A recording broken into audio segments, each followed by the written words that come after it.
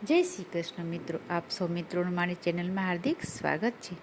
મિત્રો, પવિત્ર પુરુષોત્તમ માસમાં આજે અધ્યાય 25નું મહાત્મય આપણે સાંભળશું.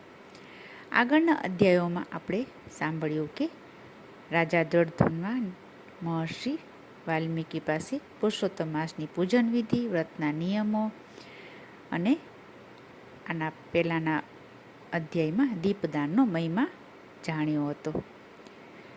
હવે આજની વિડીયોમાં આપણે ઉદ્યાપન વિધિ વિશે જાણશું. તેનું નામ છે ઉદ્યાપન વિધિ. તો ચાલો સાંભળશું.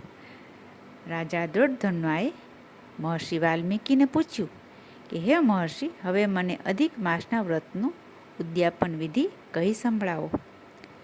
રાજાનો પ્રશ્ન સાંભળી મહર્ષિ વાલ્મીકી બોલ્યા, હે રાજા, હવે હું તને વ્રતનું ઉદ્યાપન વિધિ ટૂંકમાં કહી સંભળાવું છું, તે તું ધ્યાનથી સાંભળ. પુરુષોત્તમ માસની વદ આઠમ અથવા વદ 14ના દિવસે ઉદ્યાપન કરવું. શક્તિ પ્રમાણે 5 કે 7 બ્રાહ્મણોને આમંત્રણ આપવું. 5 પ્રકારનું અનાજ લાવી ભૂમિ પવિત્ર કરી મંડળ પૂરવું. આ મંડળ ઉપર 4 ઘડા પધરાવવા અને તેની પર પત્ર પુષ્પોની પૂજા કરવી.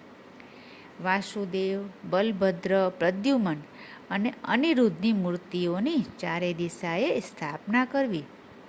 તેમનું પૂજન કરી વિદ્વાનોને દાન દક્ષિણા આપવા.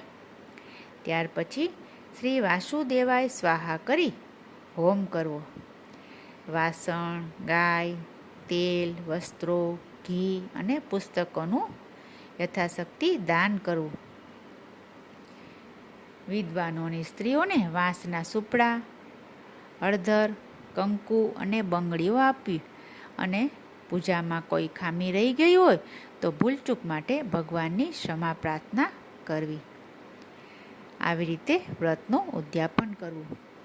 ત્યાર પછી વ્રતના છેલ્લા દિવસની રાત્રે જાગરણ કરવું અને ભગવાન પુરુષોત્તમનું વિસર્જન કરવું.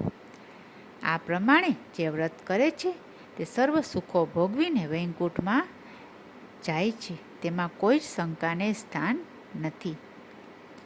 હવે નિયમ છોડવાની જે વિધિ છે તે આગળ પછીના અધ્યાયમાં સાંભળશું.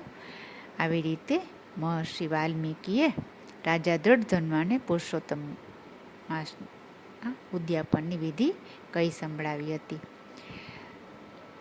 આશા રાખું છું વિડીયો સારી લાગી હશે. કોમેન્ટમાં જય પુરુષોત્તમ ભગવાન લખશો, લાઈક કરશો, શેર કરશો અને ચેનલને સબસ્ક્રાઈબ કરવાનું ભૂલશો નહીં, જેથી આપણે દરરોજ વાર્તા, મહાત્મ્ય વગેરે સાંભળવા મળતા રહે. ફરી મળીશું બીજી વિડીયોમાં. ત્યાં સુધી જય શ્રી કૃષ્ણ.